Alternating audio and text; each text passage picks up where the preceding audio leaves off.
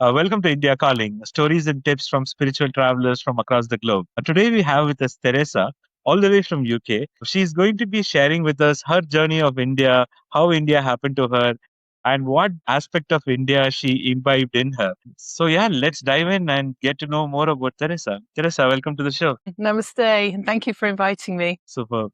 Like I will dive straight in. Tell us how India happened to you. When did the seed of wanting to be in India happen, and how long did it take for the first India trip to happen, and how has been your experience so far? So, actually, a really long time ago, when I was a child, I really wanted to go to India, and I got very interested in some of the stories. I remember like Rama and Sita. I remember some film had the story of Rama and Sita, and I was like, one day I'm going to go to this place that looks so magical. And I did actually. About the first time I went to India was about 20-ish years ago, and it was very much sort of a touristy holiday, Golden Triangle sort of experience. And I went up actually to Rishikesh, had my first initiation, I think, in India, and I had a bit of an incident whitewater rafting and ended up in the Ganga and thought I was drowning. It was all very dramatic, as India can sometimes be. And I think that sort of stuck with me. It took me a while to get back to India, and then I came back in 2015. It was there really where my course of my life completely changed, actually, spending some time in India there. And that's when I decided to train as a yoga teacher at the grand old age of 42. Yeah. And I've not looked back since. So it's been very transformative. Sort of every time I've gone, there's been different aspects that have really changed and inspired me and helped me get to kind of where I am now and where I want to be going forward. Super, super. Talk to us about your journey with Better Life Yoga and what you are doing there, your work there, and how does India integrate into Better Life Yoga? Yeah, well, it didn't to start with. So I trained as a yoga teacher nearly 10 years ago, and I started, I think, like many people do, particularly in England, teaching. I taught a few classes in some gyms. I set up classes in my local village hall. I was always very interested in yoga philosophy. Actually, even at school, I studied kind of religious studies. I was always very interested in the philosophy aspect, which I think stood me apart a little bit from some of my other teacher friends who were very interested in asana and anatomy, and which is wonderful, but wasn't so much my interest. So I then undertook some further studies in pranayama, mantra meditation. Particularly during COVID was a really good time for me because I had a bit more time. Because alongside teaching yoga, I was working for a charity in London part-time. So I was always juggling many balls, it seemed. And India was always there. There was that transformative trip in 2015 where I decided to be a yoga teacher, where I met my teacher in Rishikesh. But it hadn't really occurred to me to even think about kind of running retreats or taking people to India. It was a bit of a faraway dream, really.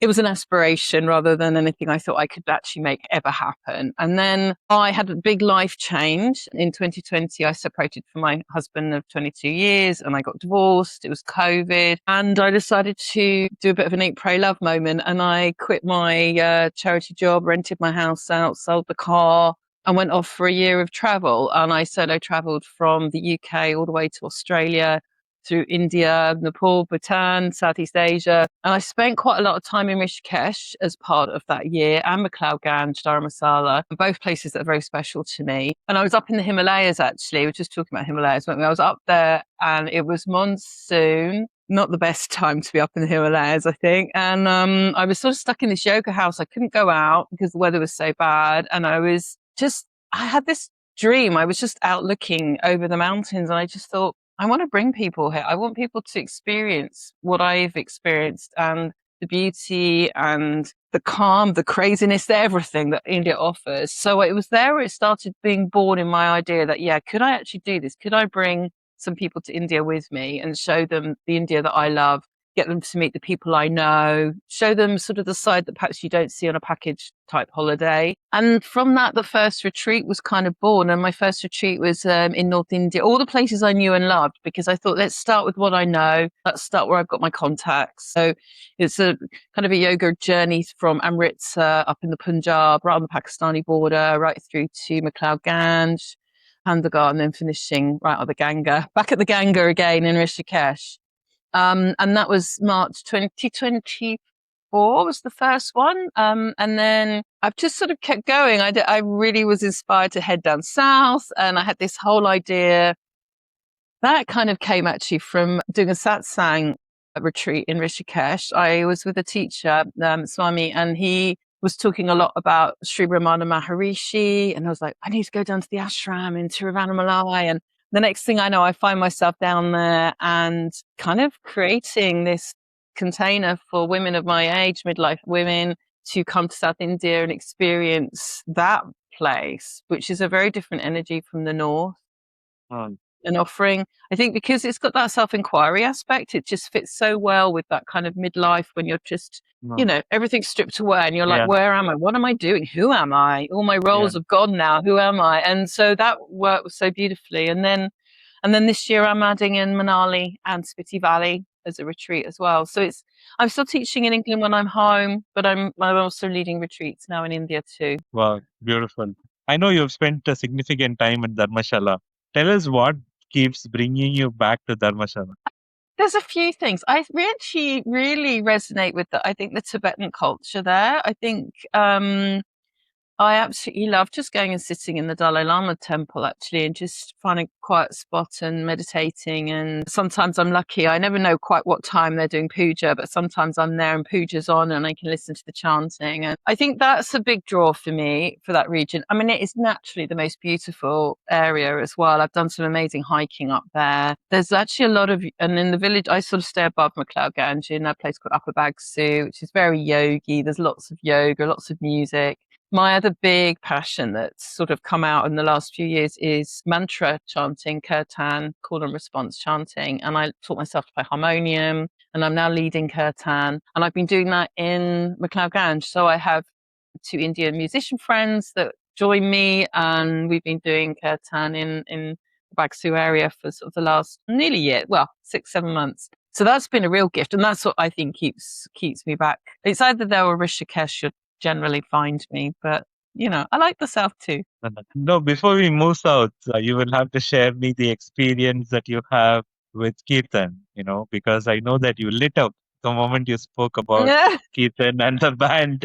So please. Yeah, so I've always been quite musical, like studied music at school, and I've sung in choirs actually like most of my life, but I was never very brave to sing on my own. And I think yoga teaching has really helped my confidence with that so much. And then I spent quite a bit of time actually at a music ashram in Rishikesh, probably total about 2 months in there, surrounding myself with these amazing Indian classical musicians and really learning and starting to learn, the Indian classical scale, practicing my harmonium. I now actually have a harmonium here in England, because I do lead Kirtan here in England as well. So I have a harmonium in England, and I have a little travel one that I've left in McLeod with my bhakti brother who's looking after it for me. That's become, I still very much do my yoga practice, but I think the thing that really, I think for me is the real connection to the heart and soul and spirit, whatever you want to call it, is through the bhakti practice, and that is the kirtan, that practice of calling the names and finding that real sense of heart connection. So I absolutely love it. I'm actually leading a kirtan at a festival in the UK, a couple of festivals this summer in the UK for the first time. So I'm really excited about that as well, and sharing what I've learned from my amazing Indian teachers. Yeah, very nice, very nice. I would love to know more about the festivals as well. I will take it from you offline. And staying on with Kirtan, since you're talking about it, right? When you are teaching yoga, there is some level of connect that is happening with your students, and you're really helping them consciously navigate their lives. Can you share the experiences that you have during Kirtan, as a unit? How has been your experience of being in a group and singing that Kirtan? Just for the viewers who haven't experienced it. Sure. And I think I can speak from both sides of it, because I love going to Kirtan. In fact, I was at a really big charity event in London at the weekend, which had 40 different Kirtan leaders all sharing mantra. It was like a big, long 12-hour event. And for me, when I'm leading, and I think this is what I see, I mean, I would say it's like any of these practices, it's perhaps not for everybody. I think it's really, I was talking to a friend a few days ago, and she said, I just don't get Kirtan. I just don't get it. And I'm like, that's fine. find the thing that works for you. If that's sitting in the forest and meditate, she's more of an outdoorsy person. Go and Wow. do that. I think that's the thing. I think it's really important to find the thing that calls to you. Music's always been in my heart. So for me, it's a really good way to communicate. And I think if you're quite open, heart open, it can be a really good way to move energy through the body, express through the body. You were chanting in Sanskrit, we're moving through the chakras, but people don't necessarily know what they're doing when they're chanting Hare Krishna, Hare Krishna. But I think if you really take your mind out of it, it can take you into really deep state. I mean, I've had people crying in Kirtan. I've had people up dancing in Kirtan, hugging each other, all range of emotions. And I think Kirtan for me represents life. It's not, it's not always beautiful. And sometimes it's really difficult. And, being able to express that in a really safe community way, I think is really lovely. And I do think it's a beautiful thing to share singing in community. And if you look at all the indigenous tribes, around the world, you look at people who've done that for the millennium. And I think it's just really, however that is, whether it's in a church, whether it's in a mosque, wherever it is, I just think it's a beautiful thing to share together. Sure, sure, lovely. Straight away, we dive into Tiruvannamalai. What got you to Tiruvannamalai, and how was your experience of being with Arunachala, and what did it do to you? Wow. So I did a little tour. This was very, again, touristy kind of tour that I did with a friend through Tamil Nadu and through to Mysore and the Western Ghats, and so amazing places down there to visit. And we stopped off in Tiruvannamalai. And in fact, my friend, unfortunately, was a little bit sick. So I was on my own.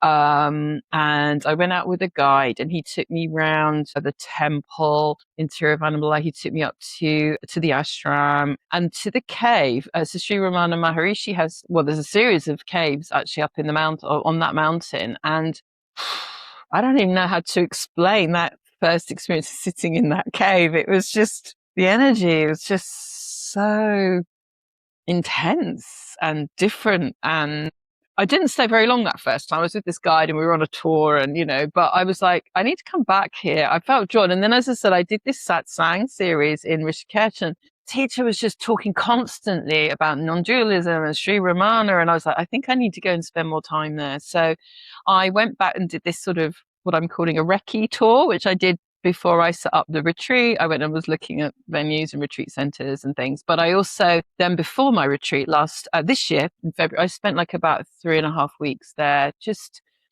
preparing for the retreat, allowing myself time to go to the ashram to sit and listen to puja, which I did most days. I went up the mountain a few times. It's really strong energy. And, I can talk to you about this because I know you'll understand this, but it's really strong fire. It's Shiva in fire form. And for me, I've got a lot of fire anyway. I'm a very energetic person. I have a lot of fire. And I was finding I couldn't sleep. I was full of ideas, and the ideas were falling out of me. And I was like, too many ideas. So I love Tiruvannamalai. I don't think I could live there. I just never sleep. Yeah.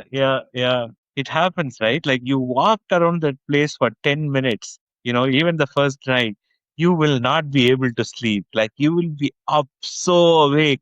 Wow, it's like I can't describe it to people that don't, that haven't been there and experienced that. But I think if you're very energetically aware and you're, feeling into that, then yeah, I think it can be really. And I met such great people. There's the people living in the town, and there's a big influx, obviously, of tourists that come in every full moon to do the walk around the mountain, Arunachala, which we also did on our retreat. Actually, we got up at 5 a.m, and we did the walk around and as pilgrims, which was such a beautiful experience. Talk to us about the Girivalam itself, the 14-kilometer walk around Arunachala. Yeah, it's interesting because I'll be really honest, I probably personally got more out of actually going up the mountain and sitting in the caves and taking my group, and I think they probably did as well.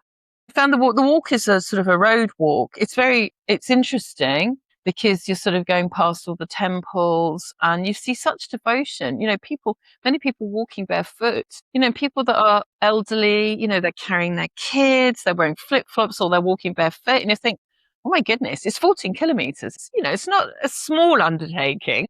So it's very inspiring. And every day, full moon is the main, or when it's Shivaratri or something, but usually every single day you would see some people walking. And my route from where I was staying in my homestay was literally part of the route. So I would always be walking, usually in the opposite direction to everybody coming around the Yeah. mountain. I'd stop for chai on the corner, like you do in India. I love stopping for chai, chat to a few local people, and then I'd be watching everyone doing their pilgrimage and being inspired by that. How was your resonance, or I'm sure you would have Guruji, you would have heard from your Guruji, or you would have heard in the texts, yogic philosophic texts, that about bhakti, and but how was it experiencing bhakti in a space within Tamil Nadu, right? Like, you've been to Tiruvannamalai, Madurai, Tanjore. How was your experience just navigating into these spaces and seeing humans, in absolute devotion, at these spaces? Hey, it's very humbling. I mean, it's not always easy. I think that's something as a Westerner coming in, and Madurai particularly was really, really busy. Sometimes it can be quite overwhelming when you come in and there's so many people and there's so much noise, and you're like, well, where is this quiet? There is this devotion, but it's so there. You just sort of have to peel behind the surface of what's going on the external world and see people, and you can see people's faces. And I've forgotten what it's called. I should remember this, but I was there for when they did the lighting of the beacon on the Deepam, Dharamshala Kartikeya mountain. Deepam, Forgotten what, sorry. Kartikeya Deepam.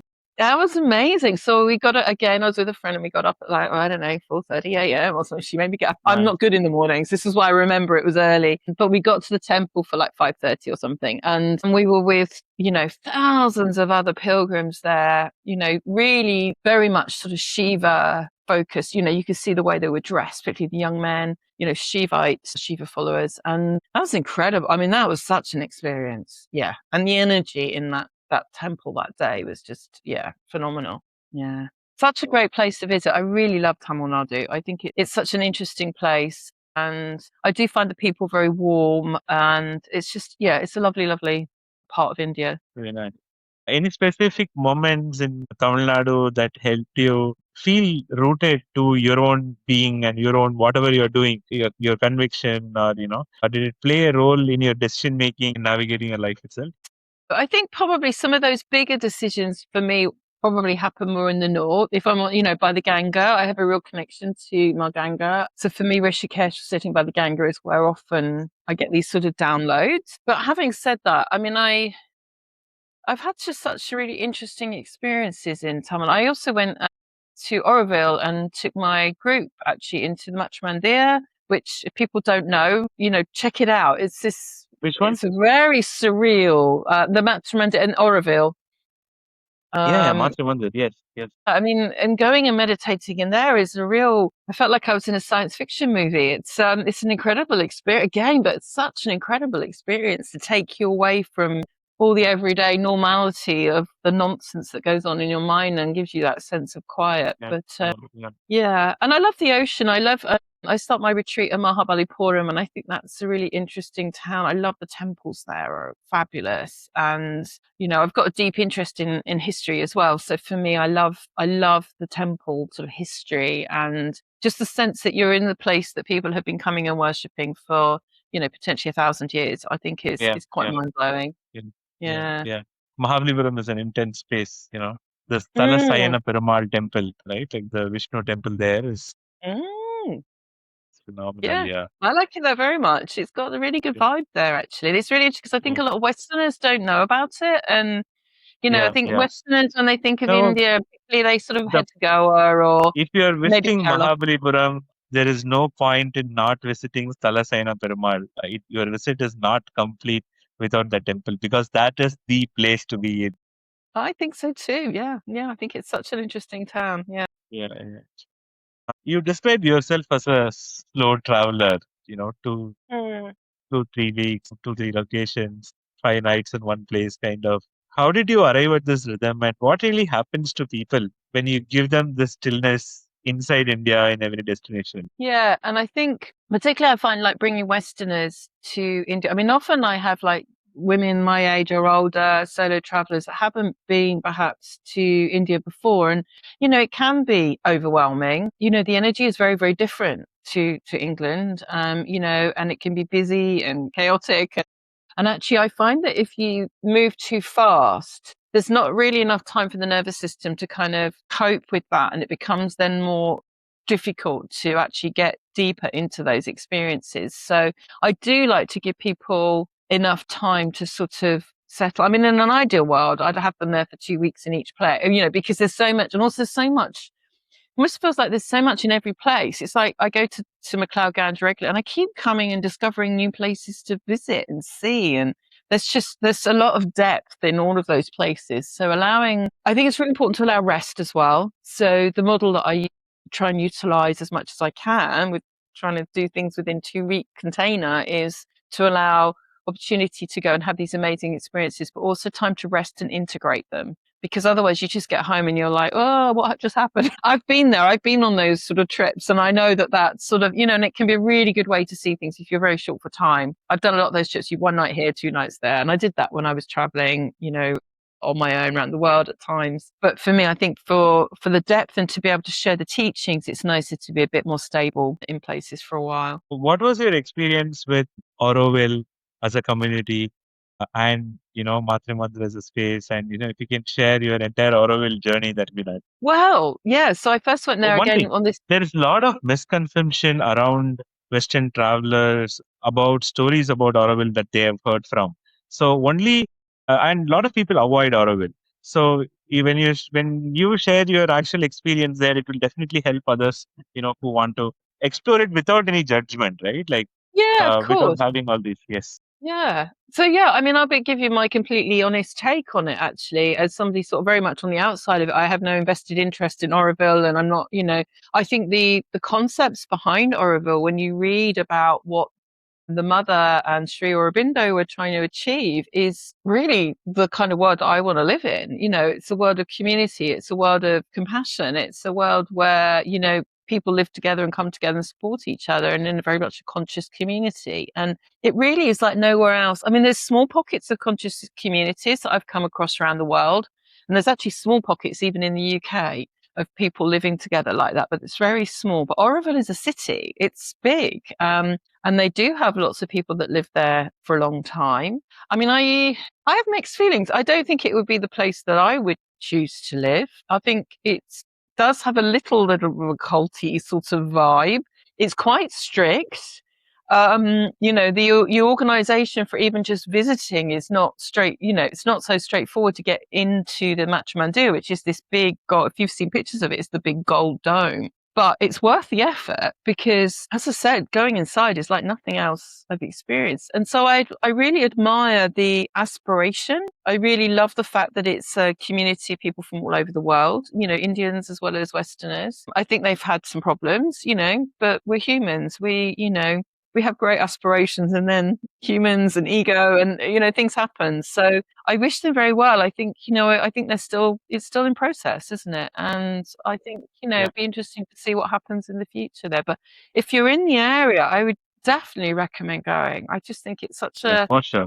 For sure. interesting thing. Yeah, definitely. You also said when you spoke last time that somehow you felt things work better, in a coherent way, better way in the South India compared to North India. For a first time traveler from the UK, what do they need to know about, North versus South if they're trying to decide? What should they be mentally prepared for? Yeah, that's a good question. And I think, it is different. And obviously, I mean, it's hard to talk about India as a country because to me, it feels like a continent because it's so vast. I mean, the differences between the languages, the cultures, the geographical containers, you've got desert, you've got mountain, you've got ocean, all the things. I find in the South, I think the infrastructure is better in the South. So things like road networks are better. Probably a little bit easier for Westerners to navigate in regards to, it depends where you are. Like it's a Bangalore, big modern city, Starbucks in every corner. It feels very Western. I've got a good friend that lives in Bangalore. And so, but and I think up north does have that a bit as well. Obviously Delhi's a very sort of modern city, but I think certainly the areas that I take my groups in the north, which is mainly in the Himalayan region, the roads can be quite challenging up there. And it can be just a bit more difficult, and you don't have perhaps those sort of Western luxuries that you would maybe Maybe, or maybe you don't want them. I mean, I think, do we want Starbucks? I don't necessarily need Starbucks, but I think it's just a little bit more accessible down in the south. I think possibly the standard of accommodation is a little bit better in the south as well, I find generally. These are just general observations, but Yeah, sure. and I think it's really interesting to experience both. So in Tamil Nadu, people mainly speak Tamil. A lot of people don't speak any Hindi at all, and that's fascinating. It's got its own culture. It's got its, it's more connected to perhaps to Sri Lanka, and it's got its own culture and its own interesting aspects to it. So yeah, it's great. It's great to be able to experience both. Do you recommend any books that you came across that really helped you into this Indian spiritual? Do you know one book and it's not really spiritual, but for kind of more of an understanding of Yeah, sure, culturally, sure, sure, there's a sure. book called A Suitable Boy. It's a really big, thick book. It's written by a guy called Vikram Seth. He's a British guy, but I think he was born in India. And it's a family drama, really, but it talks about all the things I feel like Indians are generally very passionate about. So it's about family, it's about spirituality, about cricket. It's about, there's a lot about cricket in it. But there's all sorts of things. And, it's around this story around a marriage and, the family dynamics. I read that a long time ago, but I think that gives a really good overview of perhaps culturally, although India is changing and that maybe, again, it's not so relevant now. I mean, there's so many. I mean, where do you start, really? I've read some of the Sri Ramana Maharshi books, particularly the ones that actually were written by, I think it's Arthur Osborne, the British scholar that was with him. And they're quite accessible. Some of those are quite accessible and worth a read. But yeah, I don't know. I'll have to think. But there's Yeah, sure. lots out If it there. crosses your mind, we will Yeah. talk again about that. Yeah. You also mentioned that you were the youngest person in one of the retreats that you conducted, and the oldest was 75.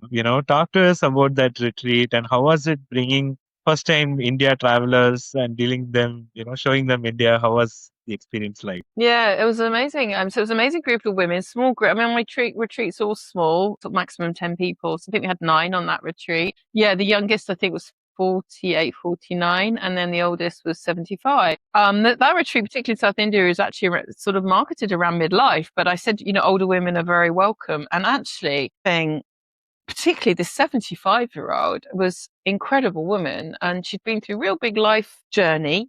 But she was brave as hell. And it was first, she was up for everything. She was always, just such an inspiration. And I think for a lot of I'm in my early 50s and there are a lot of us around this age. And, I think there's a lot of, particularly in the Western world, a lot of ageism. And you think, oh my God, my life is over and everything's breaking. My arm doesn't do this and I don't do that. And I think she sort of showed that there's life at whatever age, and it's more about your energy and it's more about how you look after yourself and who you surround yourself with. I really believe that as well, finding the right people in your life to surround yourself with, your tribe. And so she was inspiring. So it was just a really wonderful exploration, as well as exploring all these amazing places in the south, like Auroville, went to Pondicherry, which is also a really interesting place to visit, the Arunachala mountain and various other places. But we had time to do yoga, we did journaling, we did meditation. I actually found an amazing group of Kirtan musicians in Tiruvannamalai, and I invited them to come and play for the group. We had a great night up on the roof of the retreat center. So yeah, lots of different things. Yeah, it's really interesting when you bring people together and you take them away. I mean, many of them have got big responsibilities at this time of life. They've got perhaps not so much younger kids, but kids maybe at university, or they're still needed as parents. And then they've got elder parents that are needing support. So they call it the sandwich generation. And I think, it's good for people to step away from their everyday life. And I think India is so different from anything you're going to experience in the West. It offers that space to do that.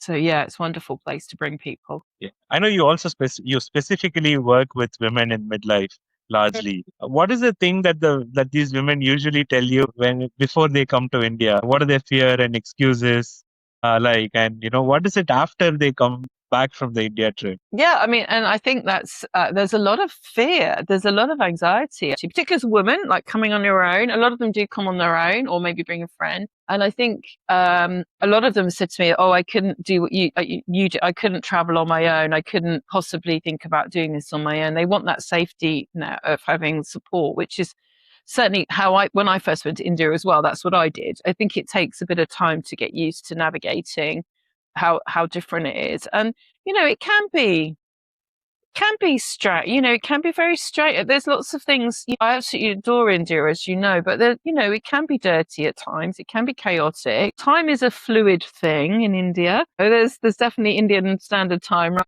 I think you need to be quite a flexible person and able to sort of go with the flow. And that's what India's taught me, because actually I was a massive control freak. I probably still am a bit, but India's told me I've just got to I have my spreadsheets and yes, I have my plans, but India's just going to throw that all up in the air at me, and I've got to just roll with plan B or plan C or plan D. And that for me is a big lesson for a lot of these women that are holding a lot of space, and it's a very structured life, particularly running around, they're perhaps working, and so they've got kids, they've got elderly parents looking after. I mean, this is general, but it's sort of encouraging them to sort of give themselves that space and that pause and that breathing space. And a reminder that life is more flowing, that we don't need to control everything and that we don't need to know necessarily what we're doing next. And that's a really scary thing when you're from the West, because I think many of us are brought up to have 5-year plan and 10-year plan. Maybe that was just me. But, that's sort of what I find with the women that come as well. So they're anxious sometimes. They're worried about the accommodation. They're very worried about getting sick. A lot of them are very worried about getting belly and getting sick. And, I'm not saying that people haven't got sick on my retreats, because it does happen, but it's not, and I've got sick. I mean, I've ended up in hospital on a drip, Dharamshala, because I got really bad. I went to an Indian wedding and got really sick afterwards. Mm-hmm. And I thought I was being very egotist. I thought I was immune to it. And I thought, no, nothing can happen. I've been here for so long, but it can happen to anybody. But I think my only comment on that is it's all fixable. Yeah, you might not be very comfortable for a few days, but it really is only a few days. And even like me, when I ended up on a drip, the hospital was amazing. I went to a government state hospital. It wasn't a private hospital in Dharamshala, and the care I got was exemplary. So I think she had experienced a few Indian hospitals for different things, and I've been really impressed with the standard of healthcare. So I think people should be, if they can, less worried about that aspect, because whatever happens, you can kind of deal with it. You also say women in their midlife, post-midlife feel invisible. And you said it is not a time for them to withdraw, but to act or push on their time to step up on their feminine power. Could you elaborate on that a bit more for viewers? Sure. I mean, this is sort of become my passion, really, because I think, particularly coming from the West, we have this internalized ageism, and particularly for women, it's quite difficult. There is this sense of, like, as an older woman in England or Europe or Australia, you become less visible. And I think you can see that in the Hollywood movies, you can see that across the board. And I think that's something that I really love about India, because I don't feel that in India. I feel like I'm treated as a divine feminine in India, and it doesn't matter that I've got grey hair and what I look, I feel it's very different. I think there's a real sense of, I suppose, more of a worship of the wise woman, but because of the influence of the goddesses in Hinduism, there's this sense of actually appreciating that feminine wisdom. And I think that's been lost in England, Christianity is a very patriarchal religion as it is, and we don't have that. We don't have those role models of those women that are still living their best lives in their 50s, 60s, 70s. And I think, yes, things change. Of course they change. And yes, maybe you need more rest, and maybe you need, sort your digestion out or whatever it might be. But it doesn't mean that you can't have ambition. It doesn't mean you can't do new things and try new things. And I think actually it's just very much, I see it as a threshold. It's like you either diminish midlife and you think, okay, well, I've done my thing now. That's it. I'm just going to sort of sit and be comfortable. Or you go, okay, I'm going to be brave and I'm going to step out of my comfort zone and I'm going to walk out and I'm going to see what the world has to offer to me. And I think it's very black and white, but I think that is the choice that you're given. All I can say is that when I stepped out to go solo traveling at the age of 50 on my own, and I'd never done anything on my own before. I was married very young, right? I've never done anything on my own. I was terrified. I was sitting on the plane at Heathrow, shaking like a leaf. What have I done? What have I done? But like the best thing I've ever done. Just the most incredible 3 years since of meeting people from across the world. And then out of that has birthed this retreat business and sharing this passion of the yogic practices, the ancient spiritual practices, and my, intense love of India. And I could have played it safe and stayed at home. But then I don't want to do that. So yeah, I would encourage people if they can. And not everybody's in the financial position to do it either, and they have responsibilities. They've got younger children and things. So, but if you can, I would say, go and face those fears and do it safely, but face your fears and you'll be surprised. I think the world has so much to offer at whatever age you're at. How does your retreat help someone in their midlife, wanting to visit India, planning a visit for a long time? How does your retreat help travelers from across the globe experience India? Yeah, I mean, I think, I very much, because it's quite small. So I help people, I guess, quite handhold people through. I give them quite a detailed briefing about what to expect before they even book. Actually, this is what the reality is. You might get there, the AC might break down, you might get sick. I do try sort of be as upfront as possible with people so they know what they're walking into. And then basically I'm there. I see my role really is to hold their hand through the experience. So whatever that experience will be. And for some people it's very intense experience and they get an awful lot out of it. For some people it maybe isn't. I certainly have traveled with certainly at least one woman that really India wasn't for her, and that's also fine. But at least she tried it. She came out and she gave it a go. But for many of them, I think once you sort of peel away that kind of anxious layer, they're curious and they're interested. And I think the warmth of the Indian people kind of gets under your skin. And I think for them too, they really feel that. So a number of them have come to one trip and are now booking second trips with me to go to different parts of India and experience different things. And I think that for me is what I would like them to see, that, India's huge. There's so much to see. I think I'll be spending the rest of my life just exploring. My friends keep saying, "Why are you going to go anywhere else?" I'm like, I don't think so. There's so much to see in India. I know you mentioned 10 places in India last time, and you said, I've still scratched the surface. There's a lot more to do in India. Yeah. Well, Remember that. and I'm still, and I go to touristy, I'm not gone really, really remote. And, I think there's pockets of India that are still very, very traditional and very remote. And, it's interesting to explore the diversity of that. And then the big modern metropolitan cities of Bangalore and Mumbai. And yeah. You left a career in London, event management, to where you are now. I'm sure a lot has changed in your life. Could you share the old life versus what is now time?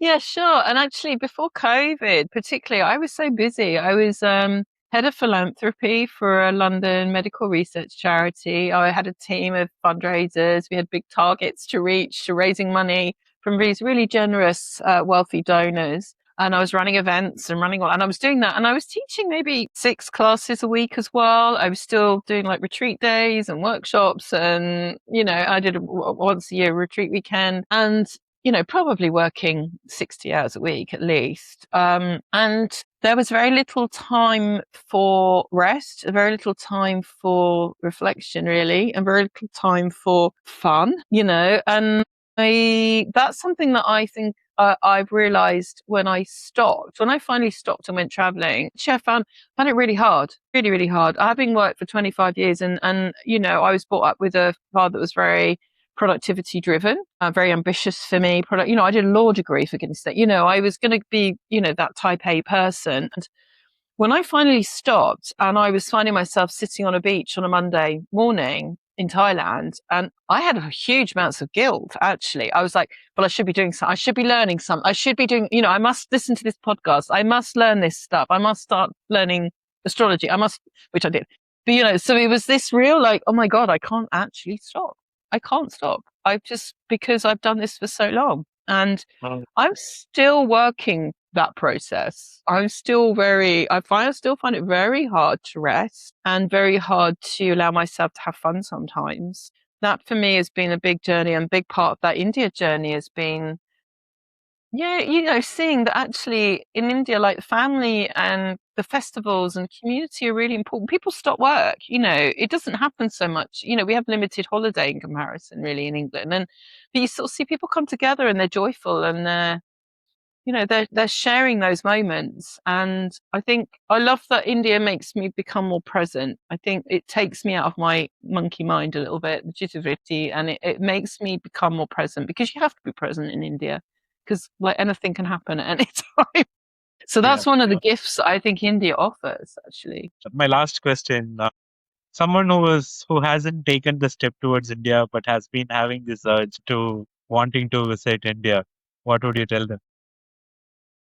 I'd tell them just to go for it. And I think, find a company that resonates with you, like your company or, whatever. Find the right way to do it. Go with an open heart and no expectations. Allow yourself rest. That's the big one. And just see where it takes you. But I recommend it to everybody, everyone. I try and get all my friends to come to India because I just think it's one of the most incredible places in the Uh, world. Talk to us about your upcoming retreat, so to our audience, so that if Yeah. they're interested in Thank you, taking more. Sabin. Yeah, my next one is in Manali in the Spiti Valley. So this is going to be a real high altitude adventure, sort of really exploring the Tibetan Buddhist culture up there. But there's yoga and hiking before that in Manali, and I'm working in partnership with yoga teacher, tour operator friend of mine, who's many years experience up in Manali. And so we start that. I think it's 12th of September. It's a couple of weeks trip. I've got 2 rooms left for that. That's pretty much full actually, but I've got a couple of rooms left. And then next year I'll be running my South India retreat through Tamil Nadu again in February, which is the one for particularly women 45 years plus. Come join us. And then in the North India, the Amritsar to Rishikesh trip through McLeod Ganj again in March. So that's the current program. Yeah. Super, super lovely. Wishing you all the best for both the retreats. And thank you so much for joining us on the call today. It was really a pleasure talking to you and knowing your India journey. Thank you so much for asking me. And all the very best to you too. Thank you. Thank you.